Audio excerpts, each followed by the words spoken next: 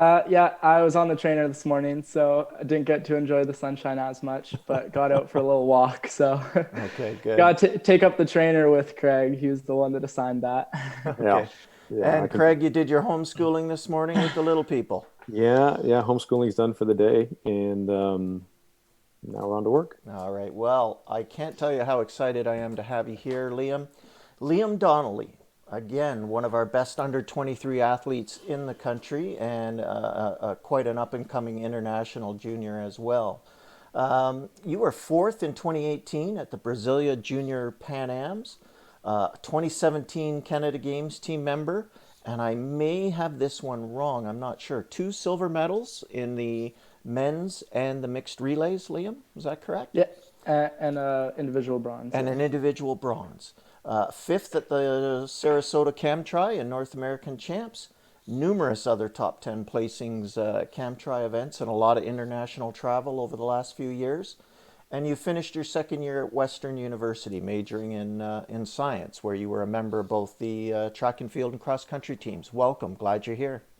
Thanks for having me. And Craig Taylor, again, the man, the myth, the legend. Some people around the country know you, but well, a legend in your own mind at least, eh? Not in my mind, no. Okay. You have a Master's of Science in Exercise Physiology. You're the head coach of Yep. the Guelph Triathlon Project. You're formerly the National Training Center Guelph head coach at the time when that was in place. Mhm. Obviously, one of the best coaches in the country and an excellent, one of our excellent international coaches. And you've been coaching, of course, some of our best elite high performance triathletes from around the country. Welcome, guys. Glad to have you here. We're going to go to our intro and be right back. Over to you, Lucas.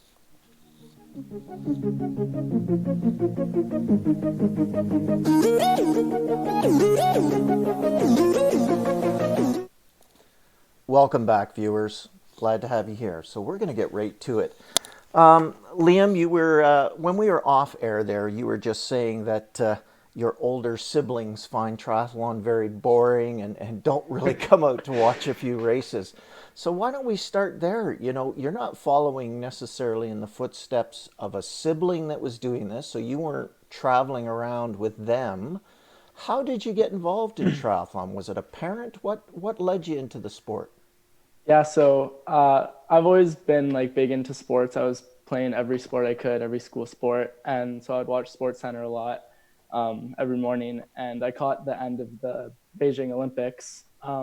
I decided it was really cool, something I wanted to give a shot. I told my dad I wanted to do a triathlon. He didn't even really know what it was, but he had done some bike racing in the past, so he had said, "Okay, like I'll take you out for some training rides."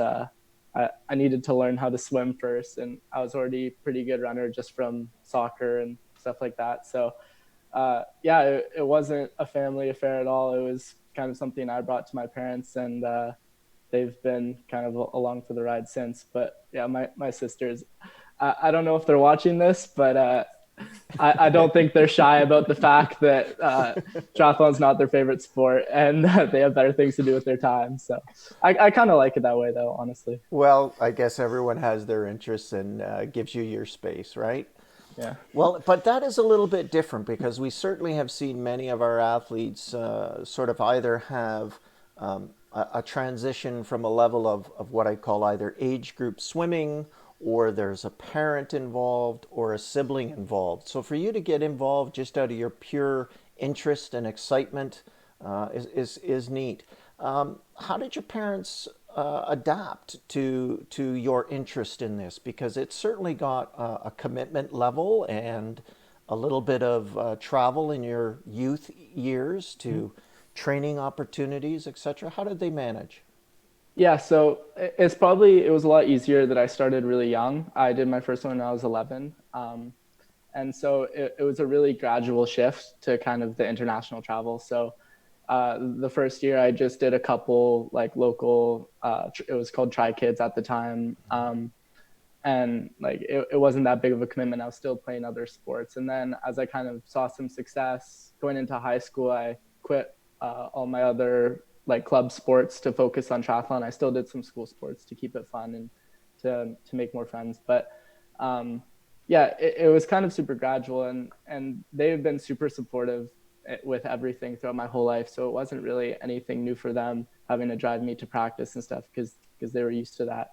And then kind of yeah, there's not really a moment where it all kind of blows up, but eventually you start traveling a little farther for races, maybe going to Quebec, and then when I was 15, doing the National Youth Series, and then qualifying for my first ITU Junior Championships, and then kind of yeah, just more and more travel. And then I didn't really travel anywhere really exotic until my last year of junior, and that was kind of like a bigger step for me. But mostly it was just North America. When you were going through that phase of development, who were your first coaches? Where did you start off with? Yeah, so my first coach was Matt Reed with the Fighting Koalas. That Mm-hmm. was obviously a really well-known club in Ontario. It was only 20 minutes from my house, so it worked really well. I started off just doing semi-private swim lessons with him, and then because I was just so busy with my other sports, and then kind of as I got more serious about it, I decided to join the club, and that was a big turning point for me because I've always at that point I hated swimming. I was not good at it. It was just I would get so nervous for these sessions, and then once I started practicing with the team, and it became a lot more of a social event as well as like training. That was a big turning stone for me, where I was actually looking forward to going to swim practice, and yeah, that was a great club to be a part of.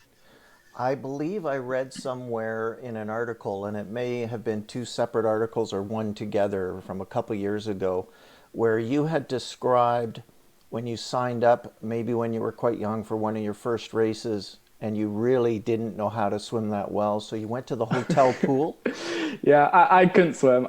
It was as an 11-year-old, the race distance is a 100-meter swim, and I was petrified to even finish that. I think my time ended up being like 3 or 4 minutes for the swim, and yeah, it's been an uphill battle since then. Obviously, I've been improving, but my competition has also been improving. So it's been a big game of catch up. But yeah, that first year was rough, and even more scary was the next year when I moved up to the 12 to 13 age category. I had some 300 meters, and that was inconceivable at the time. So, Yeah. it was probably good for me though.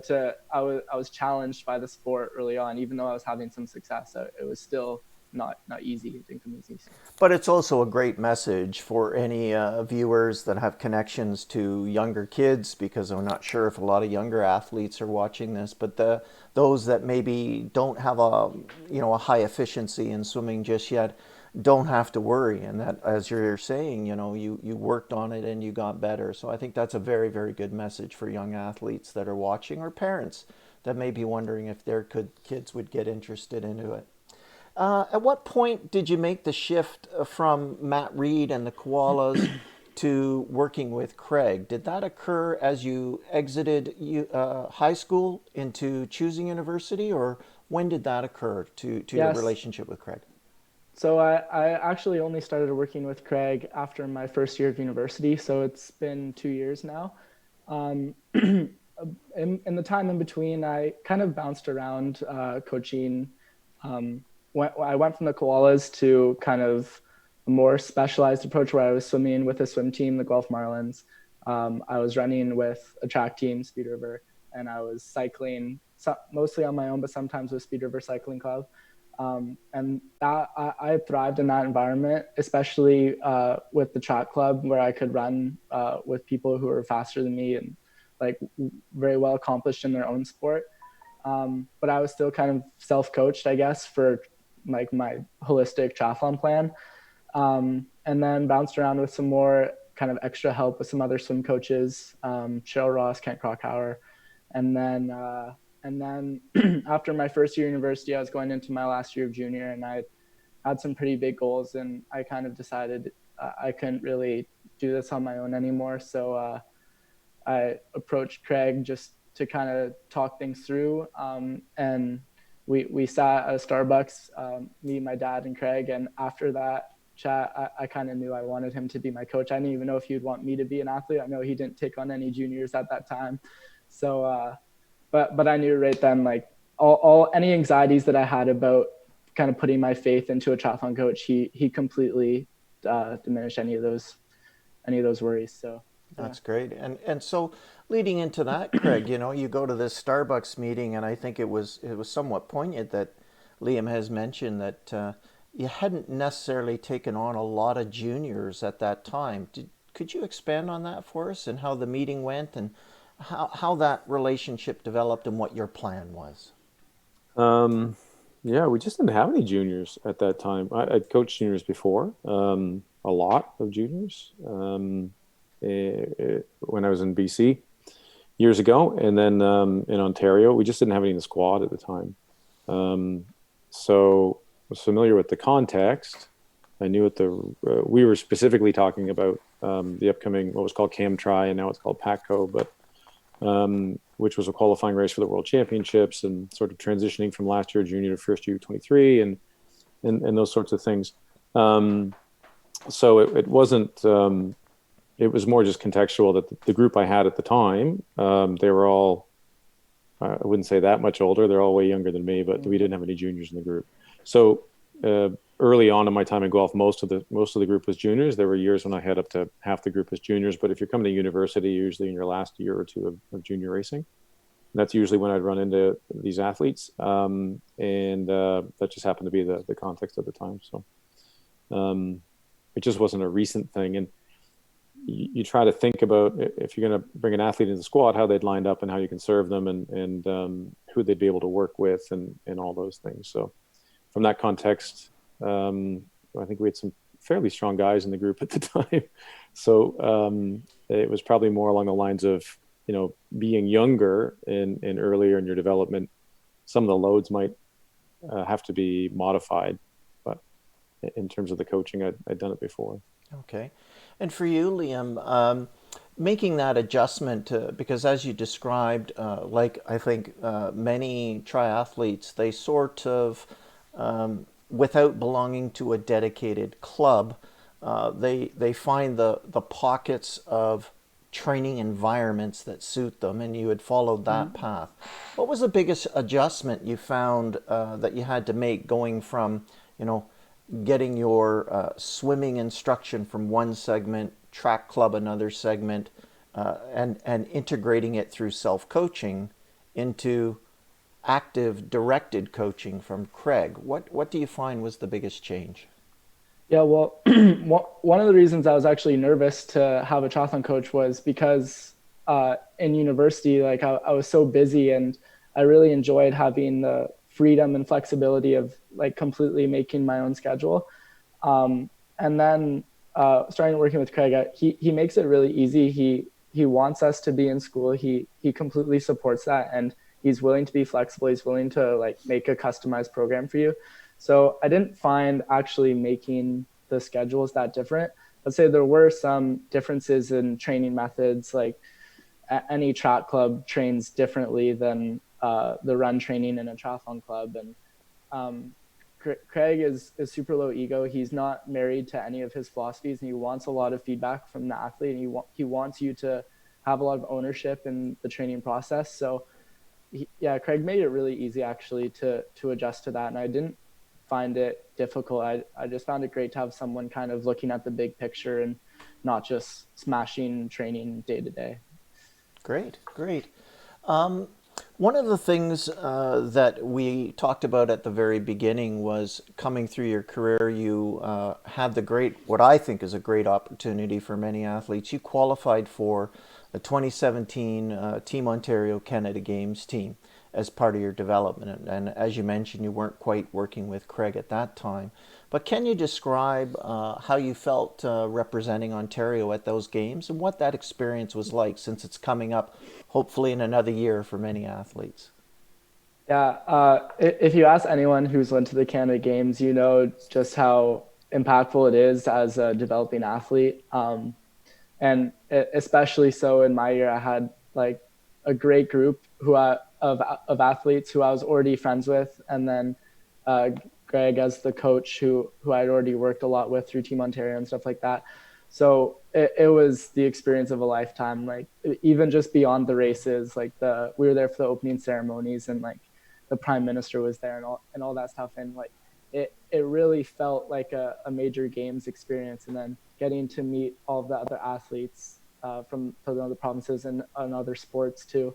It like I, I can't describe the impact that had on me, because like you go from just being like this local athlete to feeling like you're representing Ontario, and you're actually like doing something bigger than yourself. So that was really cool. And even if it's not the biggest accomplishment in the sport at that time, it definitely does feel like that. So Oh, that's really nice to hear you say that about the games and your experience. The genuineness is coming out, Liam, because I think it rings very true. For many athlete, it can be a turning point. Was it a turning point for you? Is that the moment that you said, you know what, I think I'd like to pursue being a high performance triathlete? Was that the moment?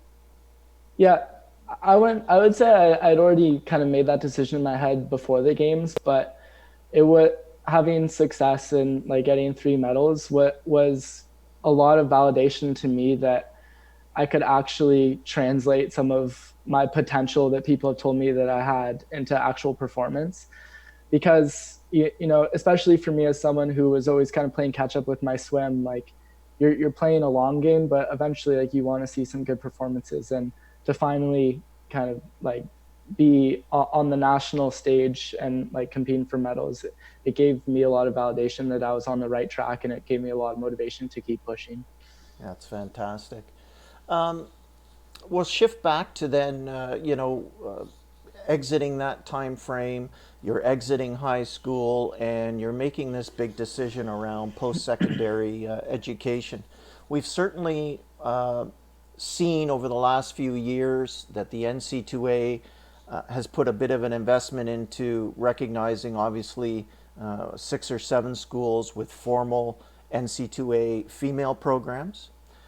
We are seeing the delivery of male programs through the National Collegiate Club system, which is still a little bit different. It's not the varsity system, but as such, they are offering forms of funding. And we are seeing a few athletes that are certainly the ladies are being attracted to it. Hannah Henry, quite a few young ladies. Ella Kubas is at South Dakota. We've interviewed her, one of your teammates from Canada Games. And recently we were able to interview Tristan, who's going down to Charlotte. Can you describe to us what you talked about, if anything, with Craig, and how your decision was adjusted? What schools you considered, and how you ended up with your decision to stay in Canada? Yeah, so I actually wasn't with Craig when I was making this decision, so this was completely made on my own. And I probably have a different perspective on this than a lot of athletes do. I'd probably like to start by saying, like, I don't think there's anything wrong with the NCAA system. Like, there are a lot of reasons why athletes should seriously look into going there. You know, great facilities, kind of like consolidated training plans and all that. For me personally, triathlon is part of my identity, but it's not my full identity. And I have a lot of goals that I want to do outside of sport, just in life in general. So when I was picking where to go to university, sports wasn't a factor at all. I wanted it to be education that was driving my decision. And for me, I was looking at business or math. I didn't know which one I wanted to study. I ended up looking at Western because I could do both through a dual degree program. Um, and like the business school there is like what I believe is one of the top in the country. So I thought that that's where I could get the best education for me. And my mindset was wherever I went to school, I was just going to make sport work there. Like it wasn't going to be a factor. It was just something that I was going to deal with. And it's probably a little easier for me too, coming from kind of splitting my training environments between a track team and a swim team and a cycling team, and not being in a stereotypical club. I was used to kind of the training environments that I would be in at university, running for a track team and then swimming on my own, riding on my own. So um, like I said, I could totally see why some of these people are going to the States. I think it's a great opportunity for them. For me, it just made the most sense to go to Western. Yeah. Well, I think it's a great perspective, though, for many athletes as well, what they're considering, that you have a very healthy outlook on what your life goals are, because it's about keeping an effective balance for you between your athletic goals and your academic goals. So I applaud you for that. I think that's wonderful. How do you manage your consultation and coaching with Craig? And I'll pose actually this question to you, Craig. How do you interface with Liam during what I'll call university academic season? And he's getting directed coaching swimming, directed coaching cross country track at Western, and maybe some consultative coaching or something with cycling teams there. And then the transition to when he is done a semester. How do you manage that, guys? Um, he's not on as many teams as you think. Well, that's great. If Yeah, yeah, help me out then. so that's a bit Help our easier. viewers out. Yeah, I'm laughing because part of our conversation when we first met was I said I'm actually not very good online sending programs to athletes, which Liam's experienced in spades since that time. So it depends on whether we're having a good week and a good month or a bad week and his training isn't updated. But it's mainly facilitated through Training Peaks. There's a schedule and a plan. You, Guy Schultz, who's the head coach at Western, is unlike me. So he's unlike me in that he'll actually send the athletes months worth of workouts in advance. So they know exactly the day and the time. So Liam will plug those in. And when things are rolling well, we have a regular weekly meeting on the phone. And if things are working really well, the schedule's already updated and then we modify. So we talk about last week, current week, and next week, sort of this 3 week rolling window. Swimming, he's done on his own. This year, one of the other guys in the squad is in London training, so he has a training partner there, and there's some other triathletes there that they connect. And then running is done through the team, but with a lot of autonomy for Liam. He decides, or he's in consultation with Guy, he decides which events he's or meets he's going to, and then cycling, like any Canadian triathlete training in Canada, is on a trainer in the winter. So he made the investment in a power trainer this year, so we could modify or manage that a little better. So um, it's setting a schedule, modifying on load, developing a relationship and a process where he can make adjustments. He just made one this morning, um, and he which is sort of funny. And then one of the challenges he probably won't say, but Western has this. Some will call it demanding. I call it insane process where they have these 48-hour reports. So he'll do these midweek business, I guess they're test cases or scenarios, but he literally doesn't sleep for like more than 2 or 3 hours over the course of 2 days. So we're always modifying training in and around those assignments and stuff too, because they're important to do. So just having not a template, but a plan laid out, ideally, and then just modifying as we go is the best way Well, to it do it. certainly sounds like the relationship that you've built between each other is working, in the sense that Liam has come from a form of some structure in his formidable developmental years to some self autonomy through his transition years to allow him some flexibility. And that's sort of maintained while he's pursuing his academic balance and with your style as well. It sounds like that's working really well. What kind of goals are you looking at, Liam, moving forward? It's obvious that this year is full of uncertainty and disruption.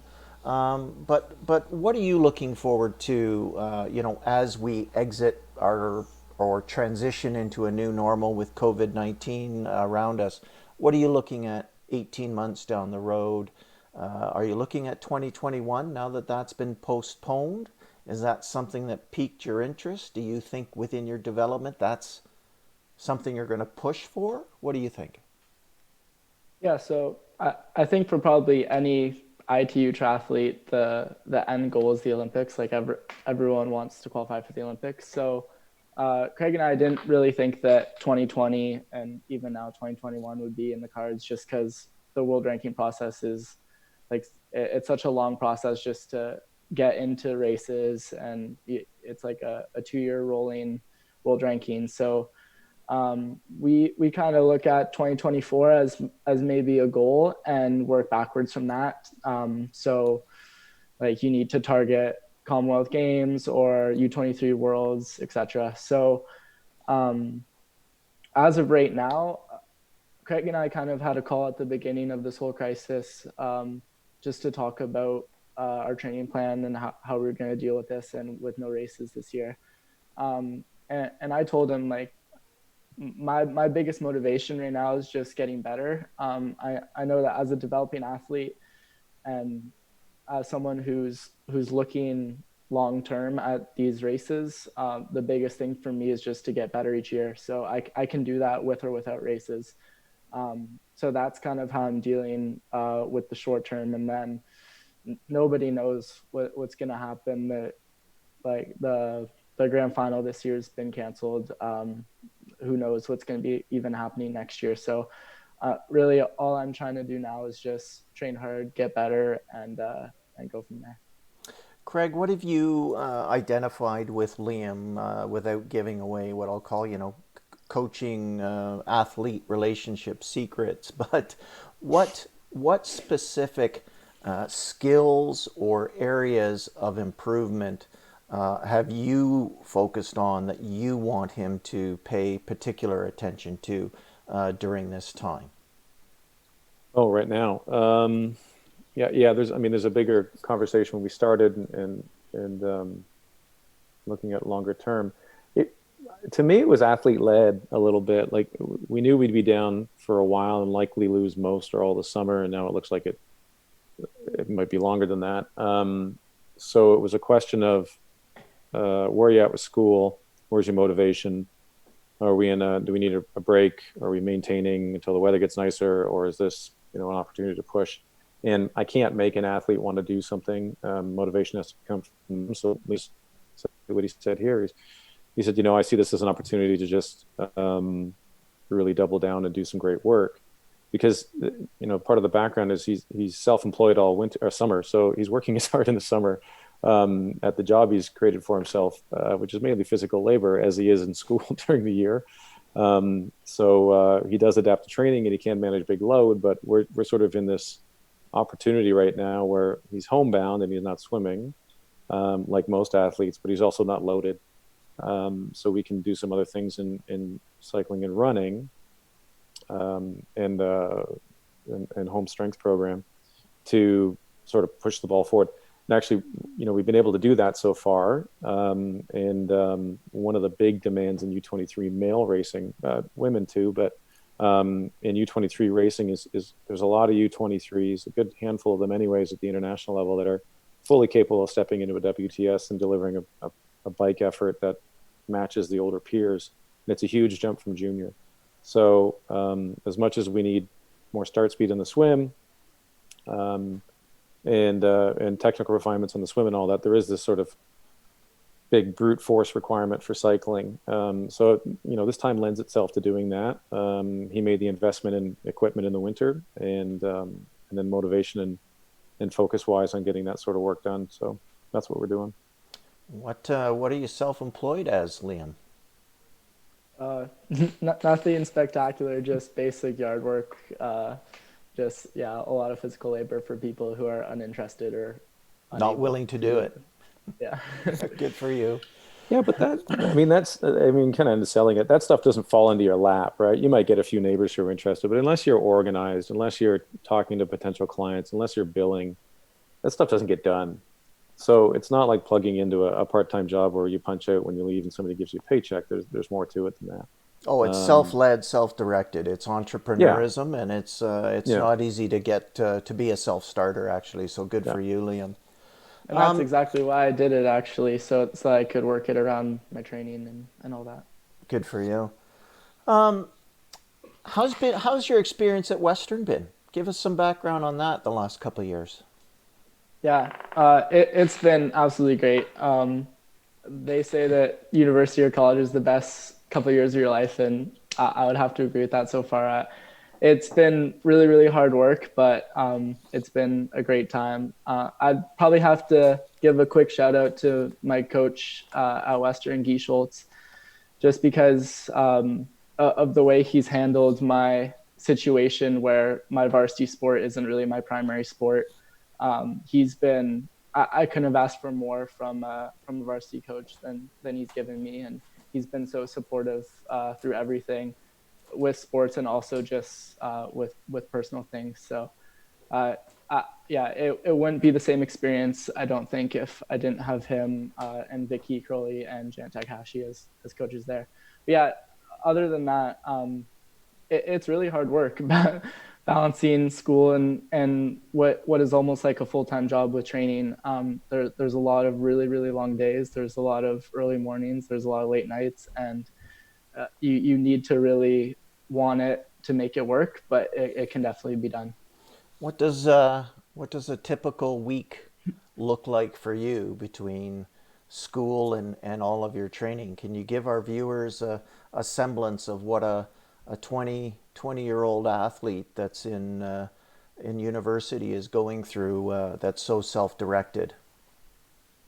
Yeah, so I just in my third year at university last year, I started at the business school, so it's really different than my first 2 years, but it's probably the best reflection of what it takes now. So our classes are actually 8 a.m. to 1 p.m. every day. So that rigid schedule actually worked really well for my training because I could kind of get into a schedule and a rhythm.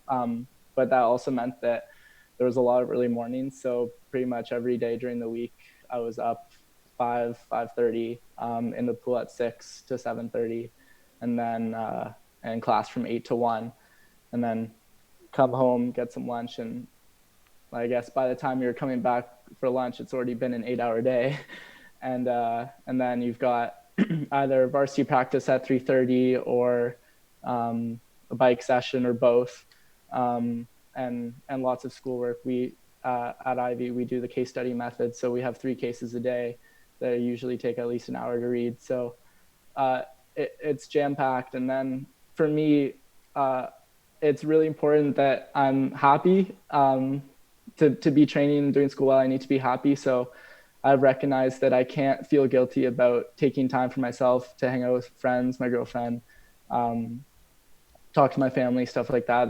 That's really important for me, and I find time for that as well when I can. Well, I think it's actually important for every athlete, not just for you. I think Mm-hmm. it's one of the difficulties that athletes have when they do make adjustments into university life, if they have extracurricular goals beyond just their academics, is how to balance it. And all of our athletes need the support to understand that everyone's going to deal with it differently. So good for you that you found a way around that.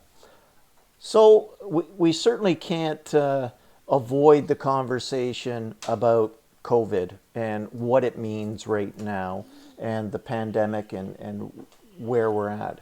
We've touched on the fact that you've made adjustments. You're not worrying as much about what competition is going to be or not going to be.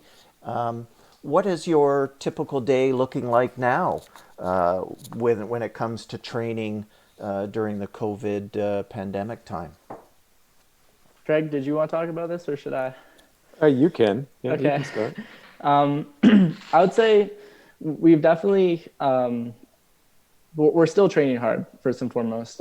Like Craig said, we're kind of viewing this as an opportunity, and I often don't get time like this where I can just put my head down and work. So I definitely want to take advantage of it. We've been careful not to increase training load too much. I'm not a very high volume athlete to begin with.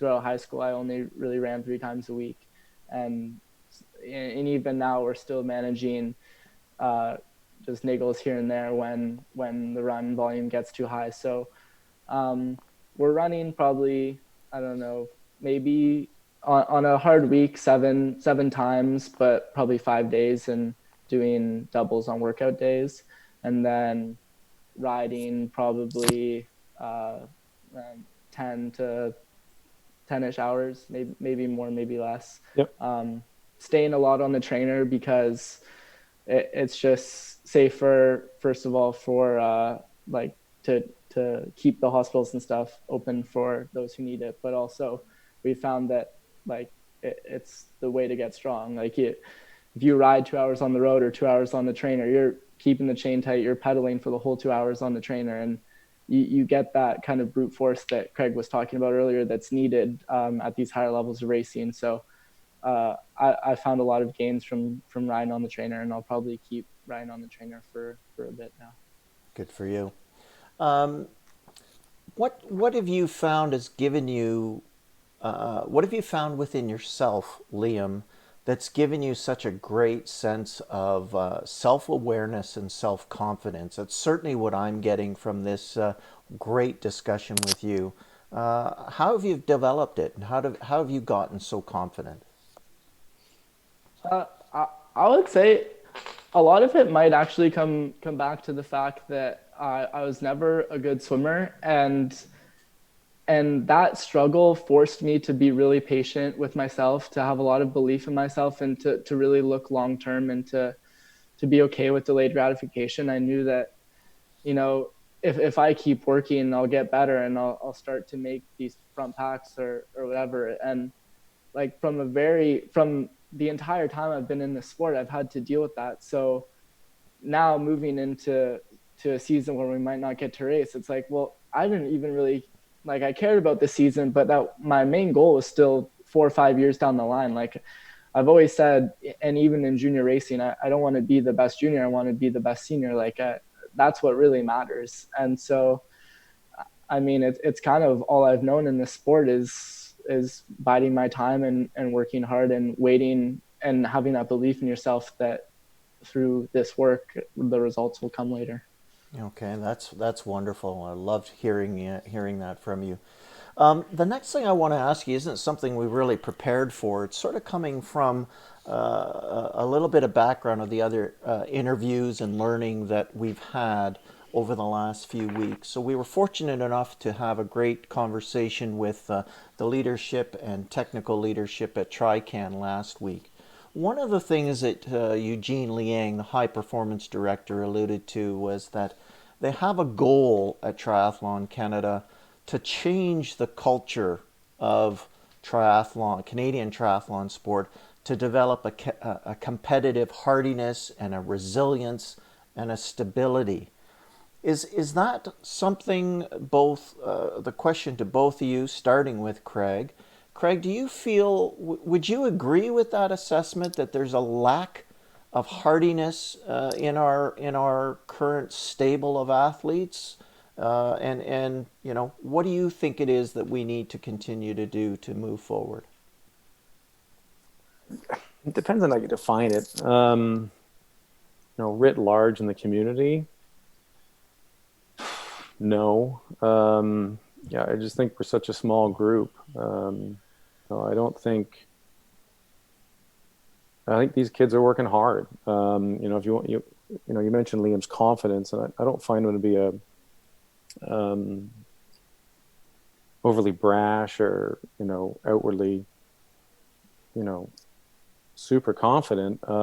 He's just got a quiet self confidence about him, and I almost stepped in earlier and said that and I've told him this before. The one of his weapons, I think, is this ability, this mindset he carries to go into a workout or go into a race or whatever it is, and not and just see it as an opportunity to try something.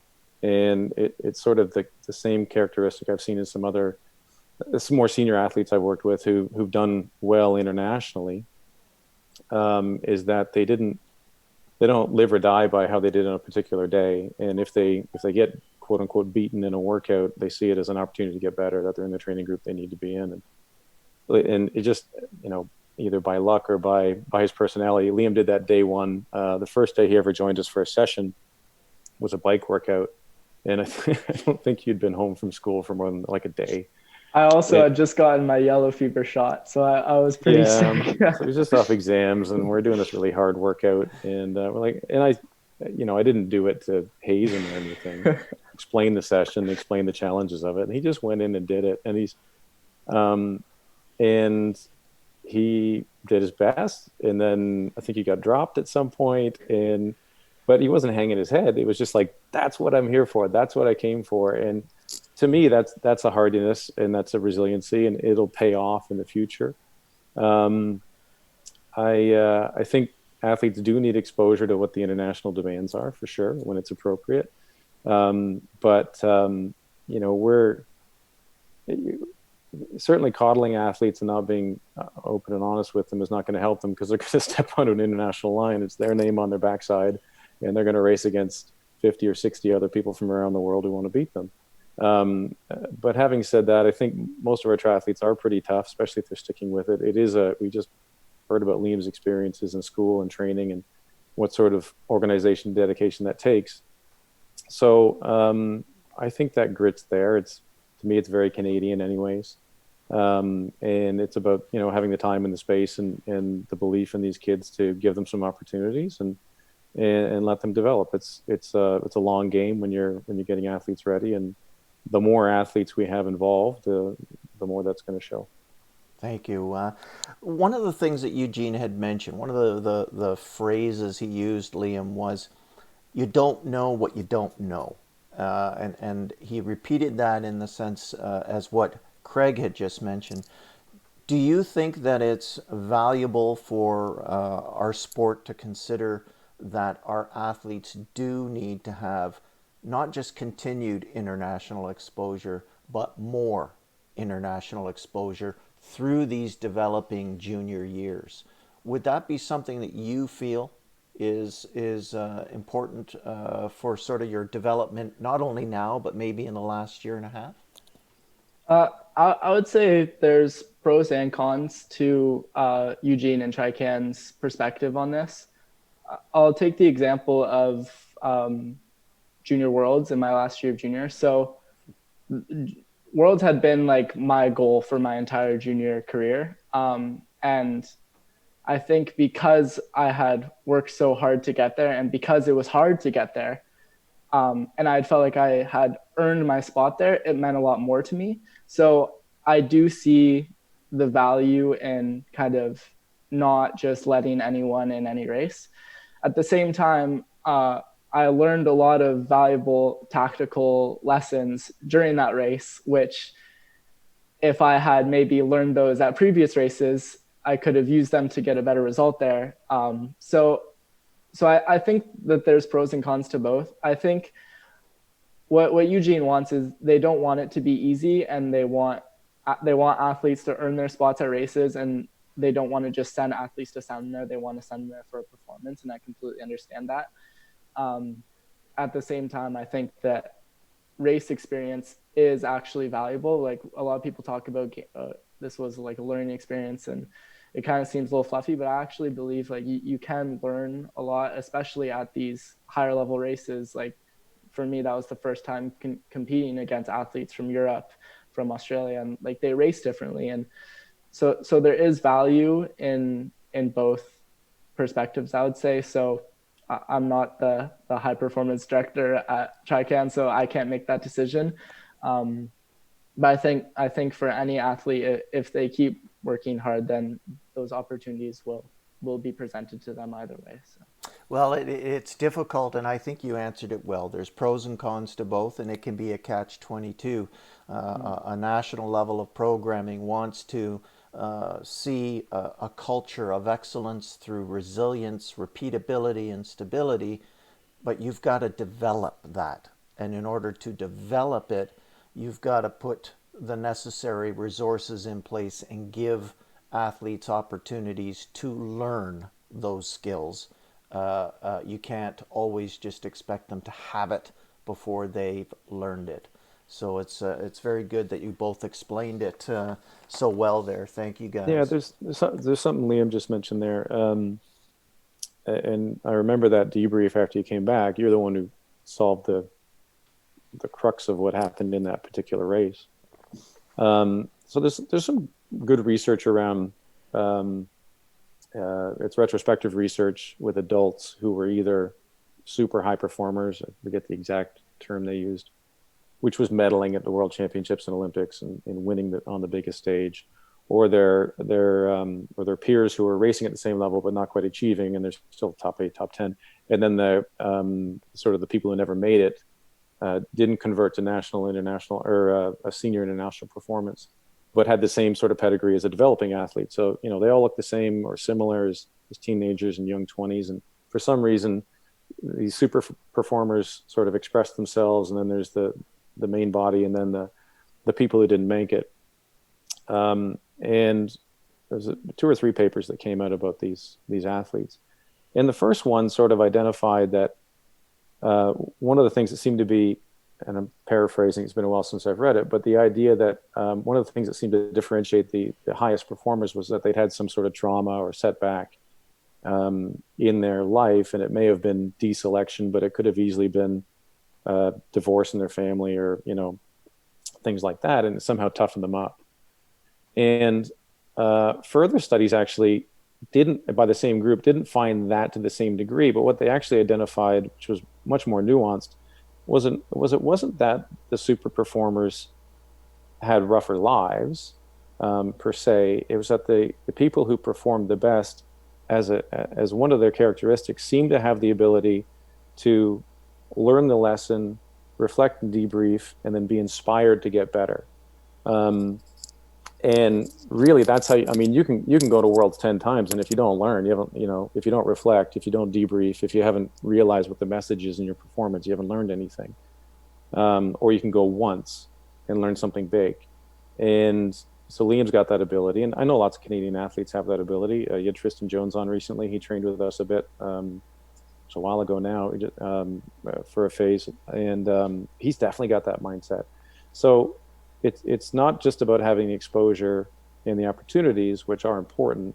It's about either developing the skills yourself to analyze what you're doing, or having somebody walk you through that who has experience and can sort of ID the key things out of that experience that you can take forward. And then just having the mindset that this is another step in my progression. I'm gonna get better by this experience. Yeah, well put. I think you hit the nail on the head, Craig. That it's that area for athletes to take self-evaluation, self-criticism, use it in a healthy way to learn, and not be satisfied in a healthy way, to keep striving for more. Yeah, I mean, and these kids, I'll call you all kids, they're actually really good at taking criticism. I mean, I was, by comparison, completely uncoachable at Liam's age, but their ability to Your wife might say the same thing now. I'm still totally, I'm a lost cause. But if you develop trust with somebody, then you trust that their feedback is designed to make you better. And obviously, hopefully not everything I'm saying is critical or negative. There's wrapped in things that are going well as well. But it hasn't been my experience that the athletes aren't open to criticism and feedback writ large. And I haven't worked with everybody in the country by any measure, but that we know we're all on the same page. So there's and this is even athletes that aren't in my squad that I don't work with. We've had them in visiting or done workouts with them, and they're totally open to feedback if it's designed to make them better. And if there's, with Liam, there's a dialogue. So was it yesterday or the day before, you're asking me what the hell my philosophy was with a particular training block and why I was doing it. And then, he got a 20 or 30 minute spiel from me. He probably regretted asking the question, but no, that's what I wanted. Yeah, I can talk forever, but I find athletes actually quite open to getting feedback and trying to make the best they can out of that feedback and working forward. So I think it's a learned skill too, learn how to solicit and utilize feedback. Liam, as we move towards the end of the interview here, one of the things that I think I'd like to ask you is, what do you think, reflecting on your development and looking forward, what do you think the Ontario and Canadian triathlon sports system could help you with to reach those goals in the next 5 to 6 years? Yeah, Craig and I actually had a conversation about this last week. I'll start by saying I think both systems are doing a lot of things well. Obviously, there's always things that you think could be done better. in Canada, I would say that there's a really big emphasis on juniors immediately racing elite, like racing up. And I think Eugene mentioned this in his interview. It is a bit of a numbers game. Like we don't have a plethora of athletes that can race in every province all the time. But I think that maybe one gap in the system is that there's a limited number of like junior only racing at a really high level in Canada. And especially for an athlete like me who's always developing, especially my swim. I didn't think that when I was a second or a third year junior or whatever, racing up in elite and getting smashed and getting 35th place or something was really all that valuable. I would have rather been racing guys my age, racing to win. And I know there were athletes in Canada. There just weren't many opportunities to race them. So I think that that's a gap in the Canadian system. And then for the Ontario system, yeah, I think that honestly they're doing the best they can with the racing system. Maybe there are some opportunities to have, like, and Craig and I talked about this, maybe a way to connect some of the more senior and more youth and junior athletes in a way that's beneficial for both of them, whether it be with training camps, etc. Because I know that that was really crucial in my development, being able to be exposed to these senior athletes and to train with them and to feel like they're peers. And I feel like there are some opportunities, but maybe not enough where I can now, as a more senior athlete, pay that forward. Yeah, yeah, I couldn't disagree or couldn't agree with you more, Liam. Craig's heard me before on my diatribes, which we won't get into here. Is that I certainly believe that our juniors and our under 23s, getting them together, even if it isn't for racing, because of course that's a one-off learning experience, so to speak, but somehow creating a dedicated time frame multiple times throughout a year, whether it's two or three, getting athletes together for some extended block of training could really, really help. You can get mentorship from under 23s to those that are under 19. And it's certainly something I've been a proponent of, but that's way above my pay grade. So we'll continue to let others focus on that. I, yeah, I think that those things are effective. I think Triathlon Ontario's done a good job in a bunch of ways, and some of them small, some of them large. So a race series is really important, and that's definitely growing. And there was an idea that the build it and they will come idea. So races start with pretty small fields, and they've grown, and they'll continue to grow, and that takes investment and time. It's hard to run draft legal racing, and I think some small things, but important things like we must have the biggest trophies in the country for youth and junior athletes when they win series. Like they're as big as the kids are. Those are really cool. And, one-time investment, then you got to lug it in your car to races and stuff. But, just those little pieces to build community and culture. And I think opportunities to bring kids together are really important. Most of the big opportunities we're talking about come quite late. So these organizations have limited funding, as we know, and they are working hard to turn over every rock and get it as much as they can. But a lot of the selection, whether it's to an event or a camp, it comes after the performance. So it's sort of it does fall into development for sure, but you're already sort of confirmed on some level, and that'll be some small part of the funding. It'll be a large part of the focus, but the underpinning community and the opportunity and putting kids together and providing resources and recognizing them and connecting them with their mentors. Liam and I were talking about the older athletes he looked up to at every stage when he raced, and I can tell you that none of them at 21 thought that anybody was looking at them, and Liam at the same age probably doesn't think anybody's looking at him. But there are kids doing that. Yeah, there's one in the house right now. He's sure. And it becomes more of a challenge with school, and one of the biggest challenges we have in the country, or even Ontario, is just we're so geographically large for a fairly small population. So we're talking about a large area to cover, lots of time zones. Travel can be expensive if you're going across the country, and then not very many bodies. And it's just a reality of the country we live in, and it's not insurmountable. So Yeah. Well, we're going to try to move to a little bit of less serious stuff and a little bit of fun stuff now. And we're going to ask, we've got some questions, so I'm going to ask. Oh, we don't have any? Well, if any of our viewers do have some questions, let's get them in. Send them in on the YouTube chat, and the highly paid staff here at Fit Live will make sure I get them. But we've got some speed round questions, okay, Liam? These are the ones that you don't know about. Chime in, Craig, if you want. Okay, we'll see how well you've learned about Liam. And all right, here we go. Your favorite sports hero? Kobe Bryant. Favorite song before competing?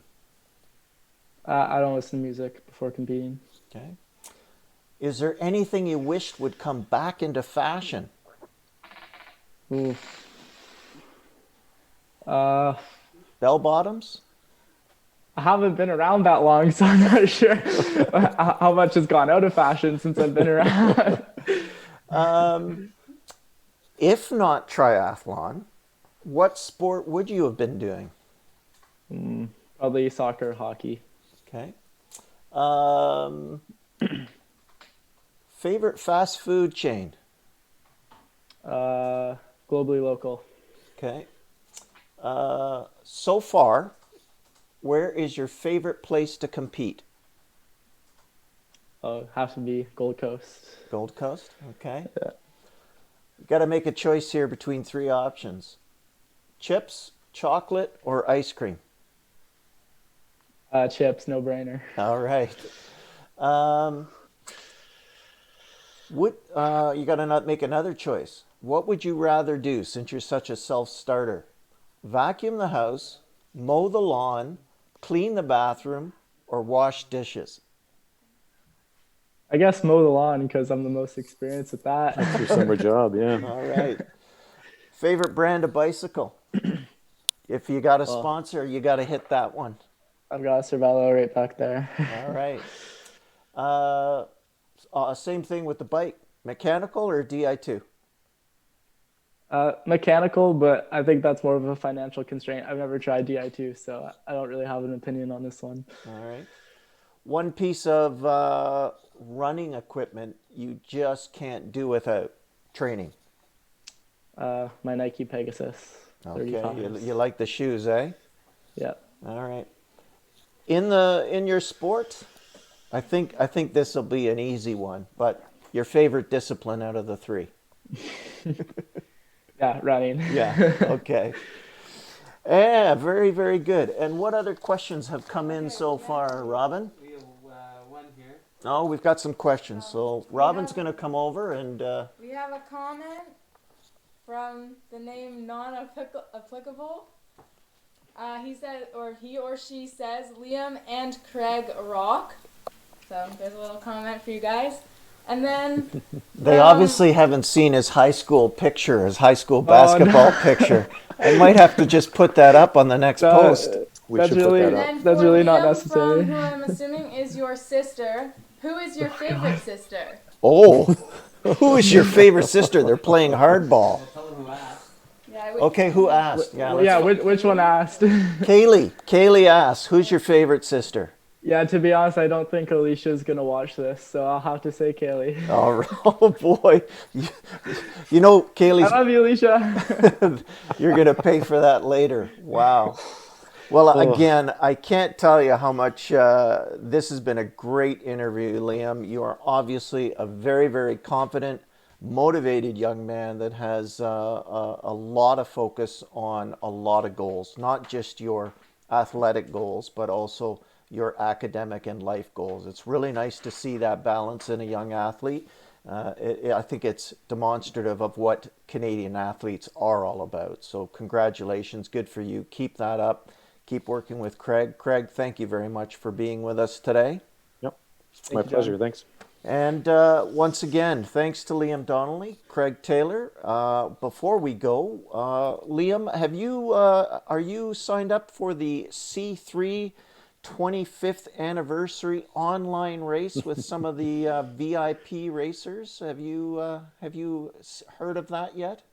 I'm not signed up yet, but you may have just convinced me. Well, you better look for it.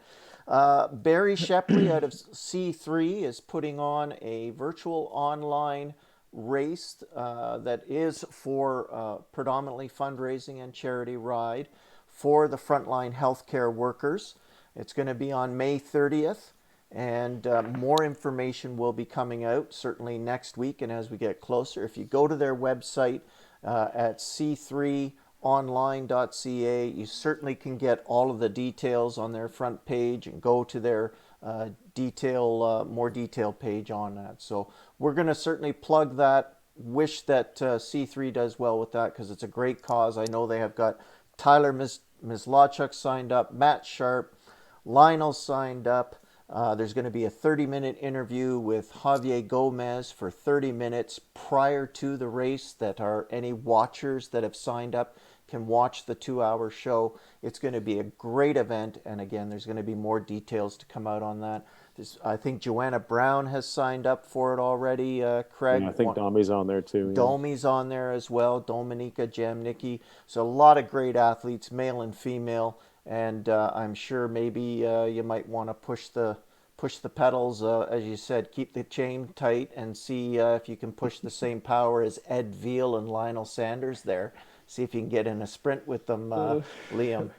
Anyways, again, guys, thank you so much for joining us today. It's been a great interview on Fit Live TV. Appreciate it very much. Next week, we are looking forward to Kira Gupta Baltazar, one of our under-19 athletes, coached by Barry Shepley. So thank you, viewers. Thank you for all the questions. Thank you, Kaylee Donnelly, for being the favorite sister of Liam. And we look forward to seeing everybody next week. Thank you, everybody. Bye for now. Thanks, John. Stay on the line, guys.